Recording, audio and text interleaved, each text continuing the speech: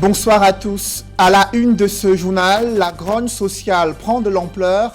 Des ex-employés du chantier naval, des agents de la Campost ont tous manifesté leur colère dans les rues de Douala et Yaoundé. Ils s'insurgent contre le non-paiement de leurs droits sociaux et de mauvaises conditions de travail. Cette fronde se durcit au moment où une flambée de violences meurtrières est observée dans les régions du nord-ouest et du sud-ouest. Face à la détermination des forces de sécurité et de défense, les velléités séparatistes n'ont pas prospéré même sur le plan de la justice internationale. Vous suivrez dans ce journal comment le cardinal Christian Toumi s'interpose entre les groupes séparatistes et l'armée camerounaise dans le but de trouver une solution pacifique et consensuelle à la crise anglophone.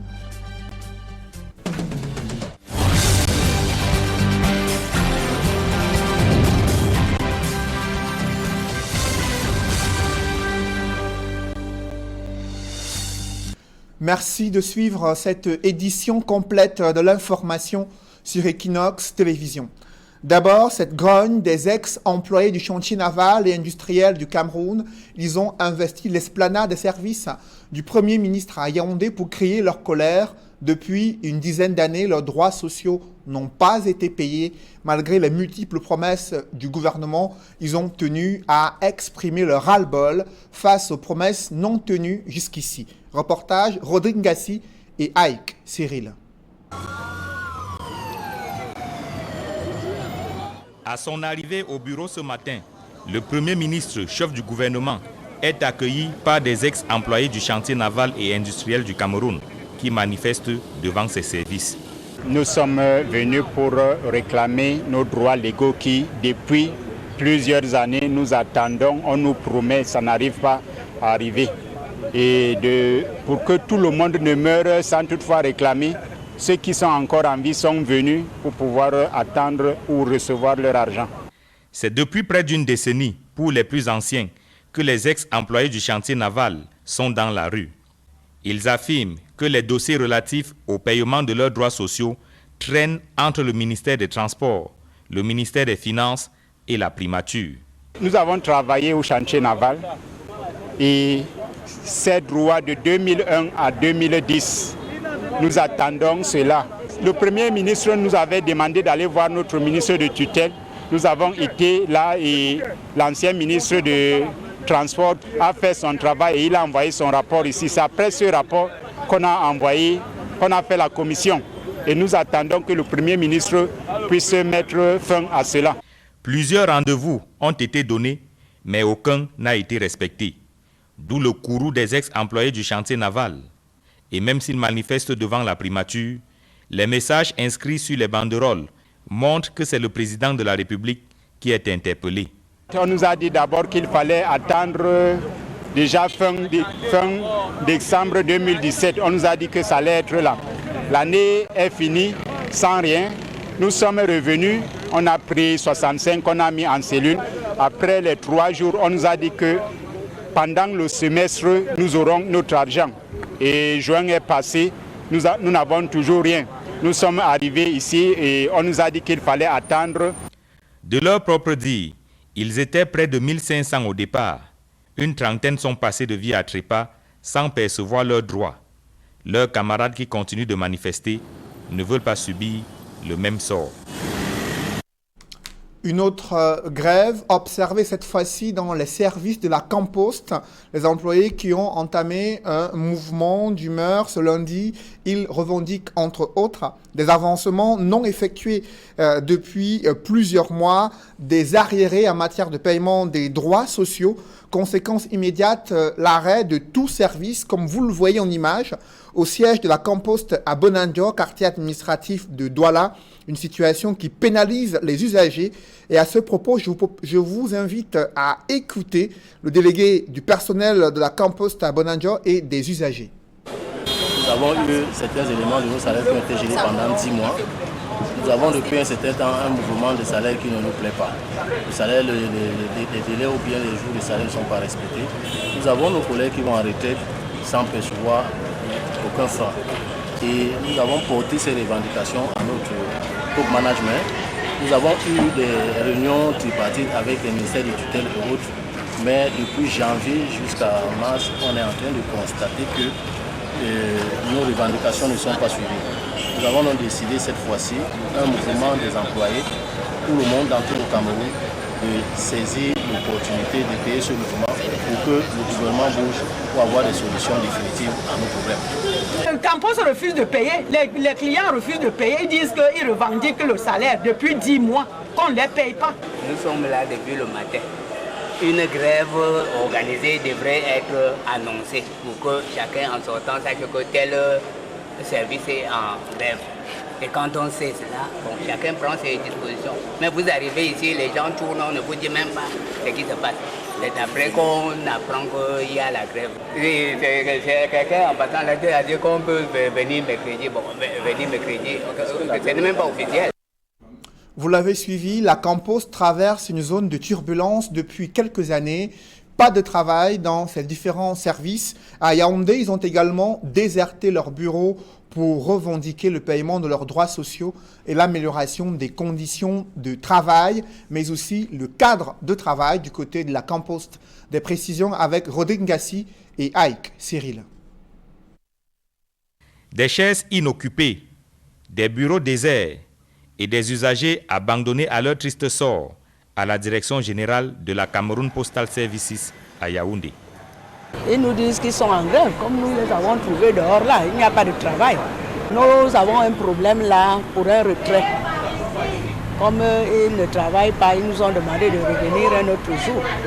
Les employés de la Campost sont en colère. Ils ont décidé d'arrêter le travail pour revendiquer leurs droits. Le gel de salaire pendant 10 mois, on n'arrive pas à retrouver ce gel-là.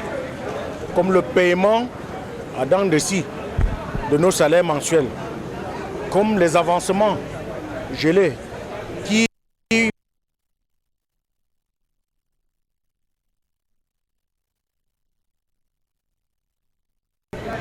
sont droits en monnaie de singe. Ce n'est pas bon parce que ça, c'est les programmés pour l'AVC. Vêtus de leur uniforme, les employés de Campost assument l'acte qu'ils posent. Ils disent aussi vouloir éviter toute infiltration. Après l'échange avec le sous-préfet de Yaoundé Ier, venu s'enquérir de la situation, les grévistes ne changent pas d'avis. Ils promettent de rester là jusqu'à ce que le problème soit résolu. Jusqu'ici, on va rester là jusqu'à trouver une solution.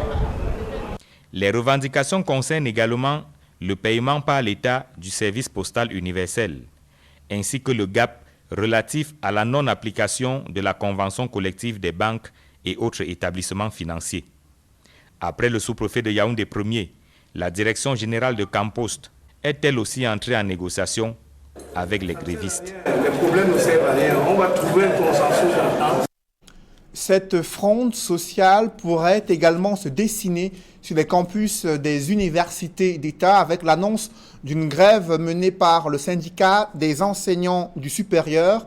Et pour désamorcer la grève, le ministre de l'Enseignement supérieur a entamé des pourparlers avec le SINES face à leurs revendications principales pour l'amélioration des conditions de vie de l'enseignant et son cadre de travail.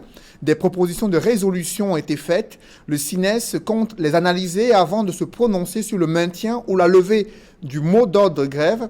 Et à ce propos, je vous invite à écouter le professeur Paul-Désiré Zefiet Ndjomeni, secrétaire à la communication du syndicat national des enseignants du supérieur.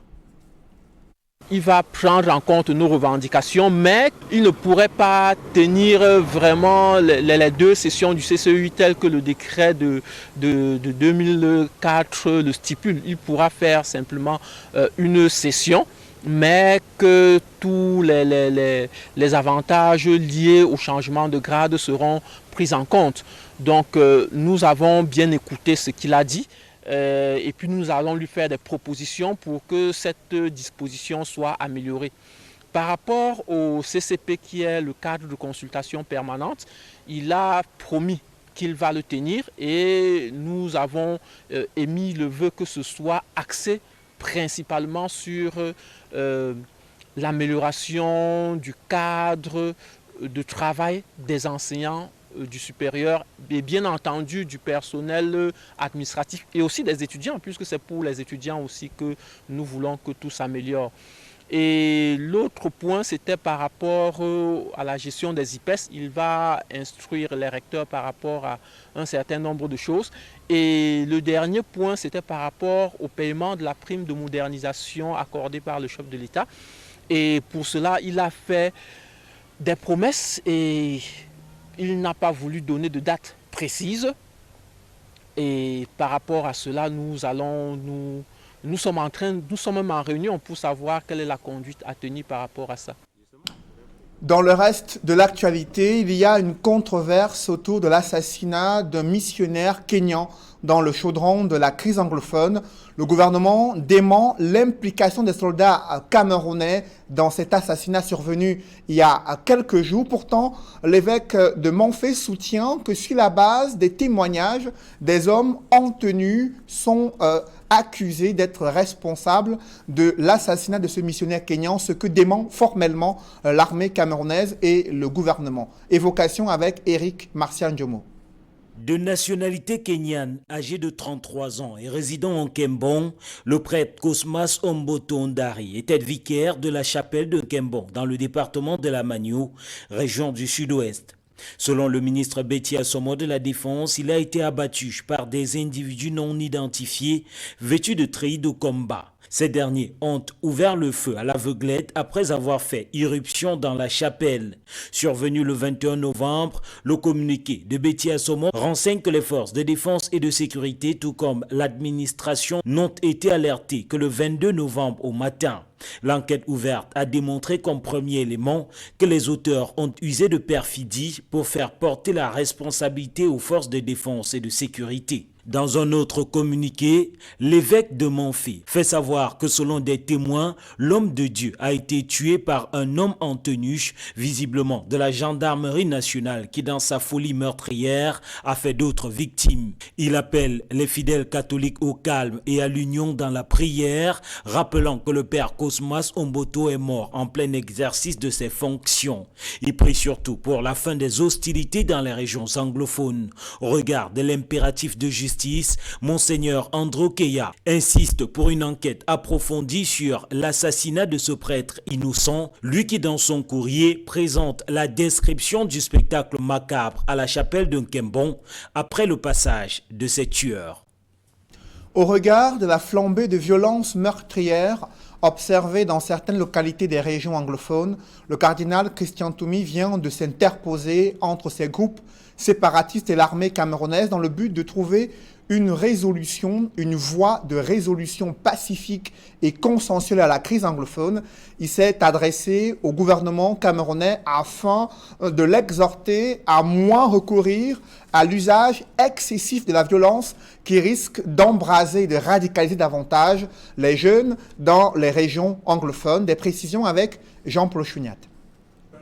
Dans l'attente de l'aval du gouvernement pour la tenue de la Anglophone General Conference, l'un des initiateurs, le cardinal Toumi, interpelle le ministre de la Défense sur l'usage des armes mortelles dans le conflit entre l'armée camerounaise et les sécessionnistes ambazoniens, avec comme dégâts collatéraux des victimes au sein de la population civile du sud-ouest et du nord-ouest.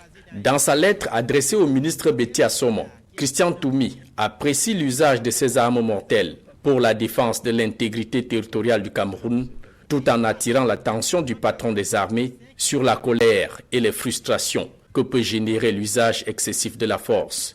Pour le prélat à la retraite, une certaine manière de rendre justice contre les sécessionnistes peut créer de plus graves injustices, précise-t-il, et comme alternative de sortie de crise qui secoue les deux régions anglophones. Son éminence Toumi suggère au gouvernement, par la voix du patron de la défense, une réflexion commune sur les voies et moyens susceptibles d'éviter ou de résoudre rapidement des conflits qui déchirent le pays, tout en invitant le ministre Betty Assomo de prendre part à la Anglophone General Conference en perspective. Le cardinal Toumi précise que la rencontre de Buea a pour seul et unique but de rechercher les causes du désordre social en cours dans les deux régions anglophones, au fin de soumettre les propositions au chef de l'État, Paul Biya. Prévu pour les 21 et 22 novembre dernier, la Anglophone General Conference a été reportée faute d'autorisation de manifestation publique du sous-préfet de Buea. Après l'adresse au ministre de la Défense, le cardinal Christian Toumi a également demandé au groupe séparatiste anglophone de donner une chance à la paix en participant à la All Anglophone General Conference, dont la date reste à déterminer. Christian Cardinal Toumi, archevêque émérite, demande au groupe séparatiste d'admettre des convictions contraires aux leurs dans la recherche des solutions visant à mettre fin aux conflits armés qui secouent les régions du nord-ouest et du sud-ouest depuis déjà 2 ans. Et la justice internationale peut-elle annuler le référendum de 1961 qui consacrait cette réunification entre le Cameroun britannique et le Cameroun francophone? Ce souhait des groupes séparatistes vient de s'effondrer. La Haute Cour de justice britannique s'est déclarée incompétente pour statuer sur cette affaire. Les velléités séparatistes anglophones balayées d'un revers de la main et sur la base des faits historiques et géopolitiques. Plusieurs spécialistes estiment que même les Nations Unies ne sauraient faire prospérer une telle thèse séparatiste. Explication avec Emmanuel Diop et Guy Zogo. Alors que le landerneau sociopolitique camerounais bruit de la décision de la Haute Cour de justice de Grande-Bretagne de débouter les sécessionnistes de leur demande d'invalidation des résultats du référendum de 1961, pour le professeur Daniel Abois, historien, il faut d'abord resituer le contexte pour mieux appréhender cette question. L'Angleterre n'était pas en tant que telle la puissance tutrice du Cameroun.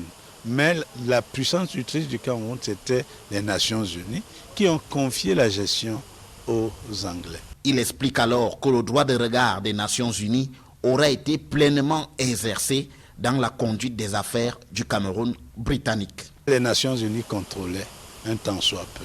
Et pour ce qui est du Cameroun britannique, il faut dire que ce contrôle a été systématique parce que l'Angleterre n'a pas réussi à convaincre ces populations d'un choix d'indépendance précis.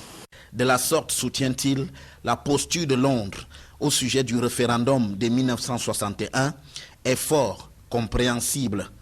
Et quand les Anglais disent qu'ils ne sont pas comptables de ce Cameroun-là, ils ont tout à fait raison, parce que pour avoir l'indépendance, le Cameroun a été obligé de demander la levée de la tutelle des Nations Unies pour que ces Nations Unies acceptent l'idée de l'indépendance.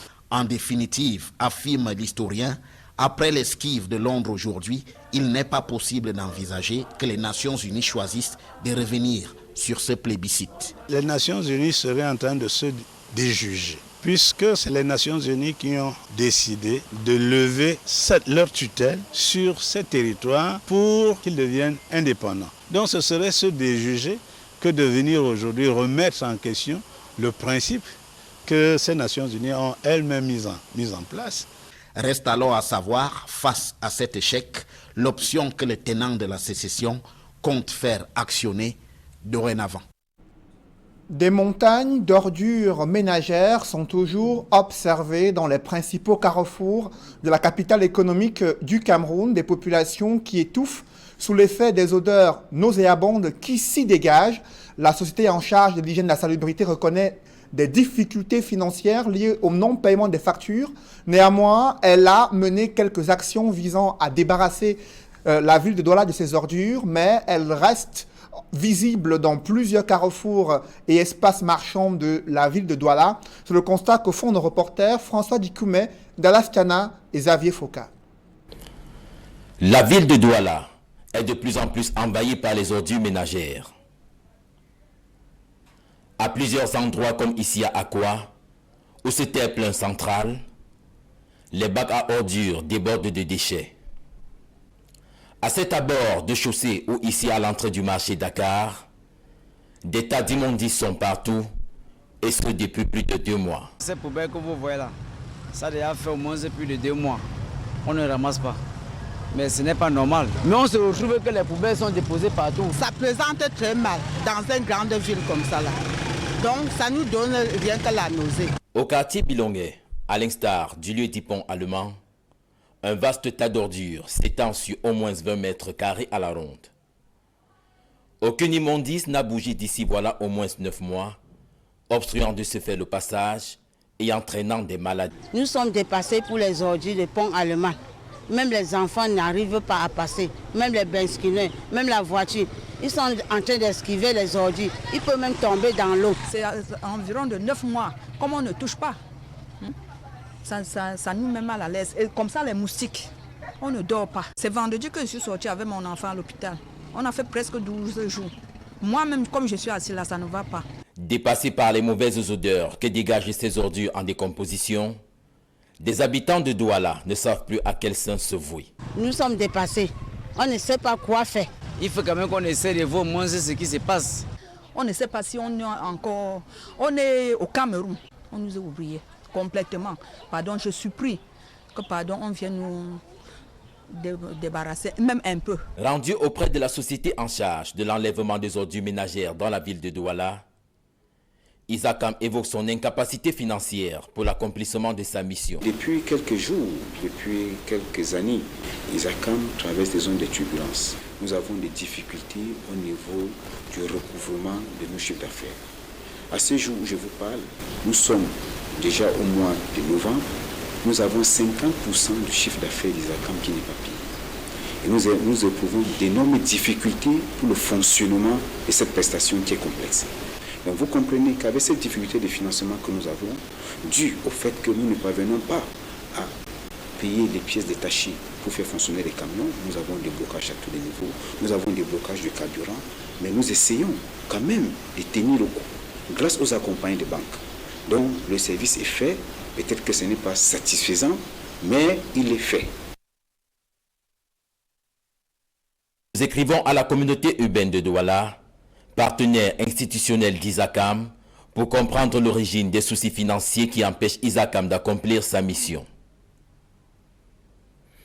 Depuis plusieurs jours, aucune réponse qui permette de comprendre la faillite d'Isakam à assainir la ville de Douala.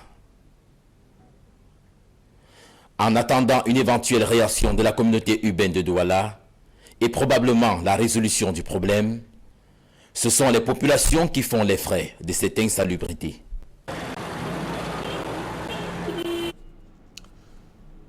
Qui est le nouveau bâtonnier de l'Ordre des avocats du Cameroun, maître Charles Tchakounté Patié, pétri d'expérience, vient de prendre la tête d'une corporation qui a traversé des crises liées à la fois à la crise anglophone, mais aussi des nécessités de renouveler sa direction, son conseil de l'ordre et la tête de l'Assemblée générale afin de se tourner vers de nouvelles perspectives.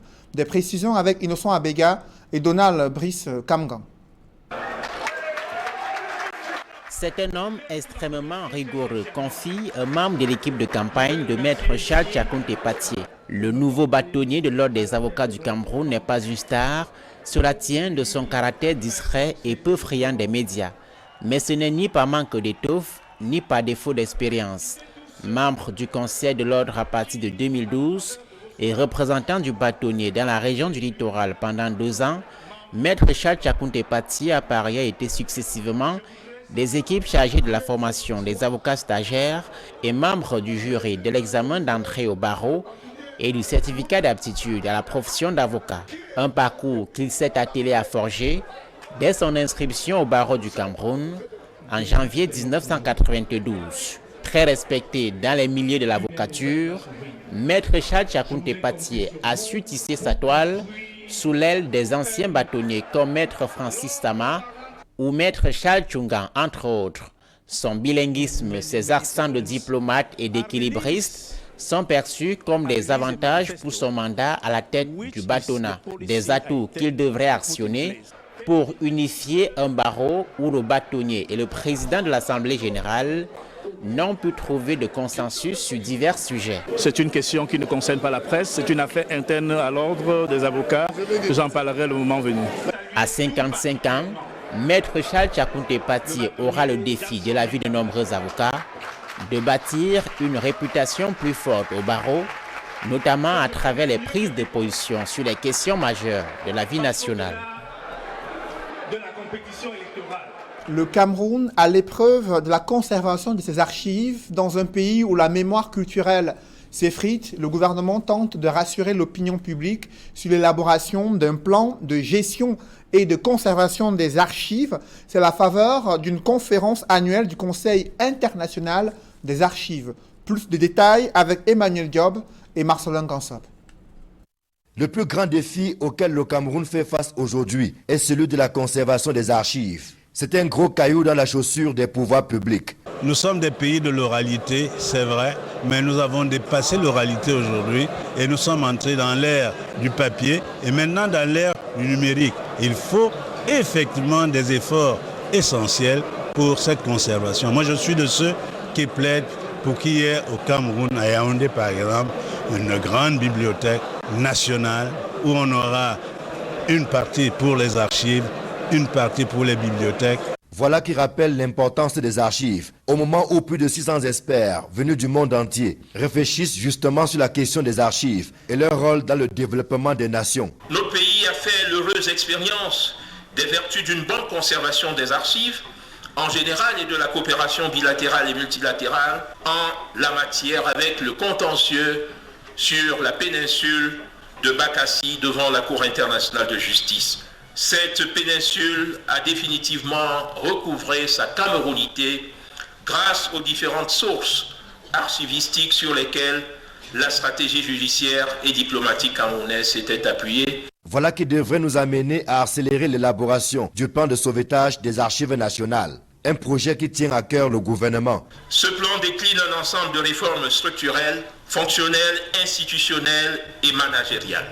D'ores et déjà, des moyens ont été mobilisés par le gouvernement pour la réhabilitation et l'extension des bâtiments des archives nationales à Yaoundé et Bréa. L'objectif global étant de moderniser toute la chaîne nationale d'archivage pour qu'elle devienne un pilier de la performance, mais aussi un levier de la gouvernance. La conférence annuelle du Conseil international des archives offre donc l'occasion d'approfondir la réflexion. Tant il est vrai qu'aujourd'hui, ne pas investir dans les archives, c'est désinvestir dans l'avenir. Les archives, c'est nous. Les archives, c'est notre histoire. Les archives, c'est notre devenir. On peut aller à partir des archives qui ne sont pas seulement écrites, mais qui sont aussi orales dans la reconstruction de l'homme et surtout dans la gestion de notre diversité et l'accomplissement de notre destin au monde. Si vous n'avez pas de lieu de mémoire, si vous ne savez pas où conserver les traces de votre passé, vous êtes perdu.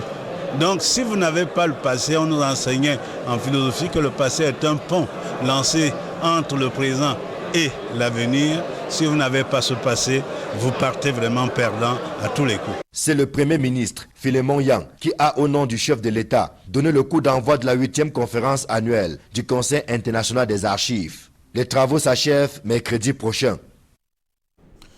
Le Cameroun dispose-t-il d'une véritable stratégie de prévention des catastrophes et de gestion de ces événements naturels?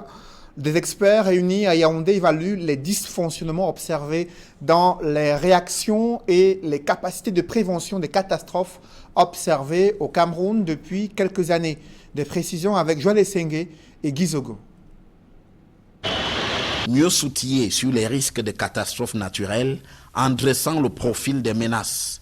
Telle est la réponse que les Nations Unies, via le Bureau des Nations Unies pour la réduction des risques de catastrophes et la protection civile du Cameroun, entendent apporter à cette question à la faveur d'une formation des experts à Yaoundé.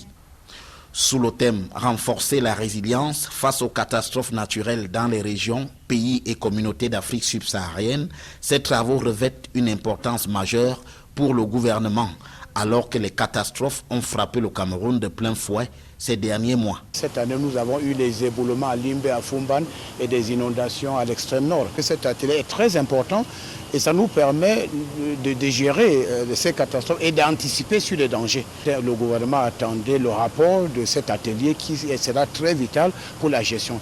Au Bureau des Nations Unies pour la réduction des risques de catastrophes, il est question de bien serrer les risques encourus. To look into a period between 2015 and 30 and to look at a much bigger scope of possible events and also the way we approach disaster risk presently and in the future. Les conclusions issues de ces travaux sont attendues pour un usage efficient. C'est un problème qui concerne la sous-région et même l'Afrique de l'Ouest. Donc je leur ai demandé pendant 5 jours de faire un travail intense et de produire un rapport important qui sera utilisé au-delà de nos frontières. Le rapport sera transmis au gouvernement et je suis persuadé que le gouvernement fera bon usage. Celles-ci vont en gros dresser les risques des inondations et sécheresses sur la période 2050-2100, des estimations obtenues sur la base des données statistiques, géospatiales et satellites disponibles. Elles évalueront aussi les pertes, notamment monétaires, pour divers secteurs, allant de l'agriculture à l'éducation, mais aussi la santé, le logement, les services et le transport. Mesdames, Messieurs, c'est la fin de ce journal. Merci de l'avoir suivi. Juste après cette édition de 20h, retrouvez Serge Alain Autou et ses invités pour le débrief du journal sur le plateau d'Equinox Soir. Serge Alain. Conflit armé dans le nord-ouest et le sud-ouest, une force d'interposition appelée Cardinal Christian Toumi.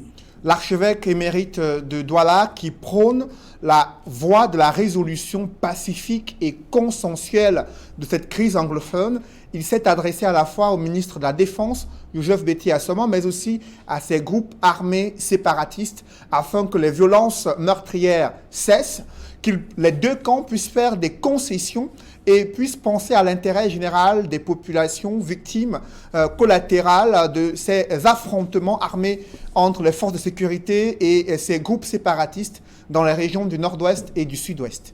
Fronde social, les ex-employés du chantier naval et les employés de la Campost l'ont fait savoir aujourd'hui.